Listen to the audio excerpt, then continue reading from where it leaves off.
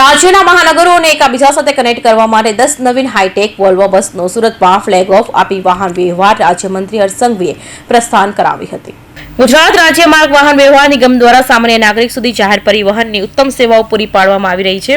રાજ્યના મહાનગરોને એકબીજા સાથે કનેક્ટ કરવા માટે 10 નવીન હાઈટેક વોલ્વો બસોને વાહન વ્યવહાર અને ગૃહ રાજ્યમંત્રી હર્ષ સંઘવીએ ફ્લેગ ઓફ આપી પ્રસ્થાન કરાવી હતી. એસવીએનઆઈટીના સર્કલ ખાતે આયોજિત કાર્યક્રમમાં ધારાસભ્ય સંગઠન પ્રમુખ નિરંજન જાજમેરા, સુરતના વિભાગીય નિયામક પીબી ગુર્જર તથા એસટીના અધિકારી કર્મચારીઓ ઉપસ્થિત રહ્યા હતા.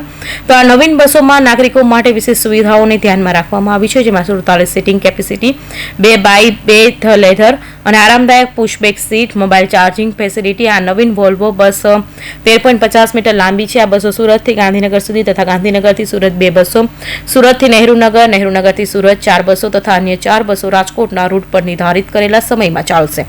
નોંધનીય છે કે રાજ્ય સરકાર દ્વારા ગુજરાત એસટી નિગમના નવીન વોલ્વો વાહનોમાં ગોલ્ડન ગોલ ધ્યાનને લઈ રાજ્યની પ્રજાને મુસાફરી દરમિયાન વધુ સુખાકારીયુક્ત પરિવહન સેવાઓ મળી રહે તે હેતુથી નિગમ દ્વારા સૌપ્રથમ વર્ષ 2010 થી અમદાવાદ વડોદરા વચ્ચે 10 હાઈ એન્ડ પ્રકારના પ્રીમિયમ વાહનો સંચાલન મૂકી શરૂઆત કરવામાં આવી હતી.